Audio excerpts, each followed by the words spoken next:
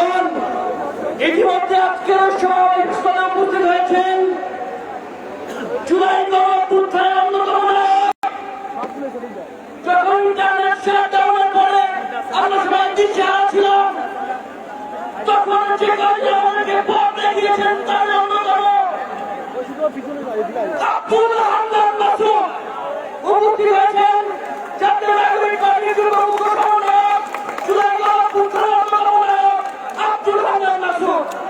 বন্ধুগণ, আজকের সভায় উপস্থিত হয়েছেন বাংলাদেশের নায়েব আমির ডক্টর আহমদ আলী কাসেমি, উপস্থিত হয়েছেন ইসলামী আন্দোলন বাংলাদেশের joint secretary engineer Ashraful Alam.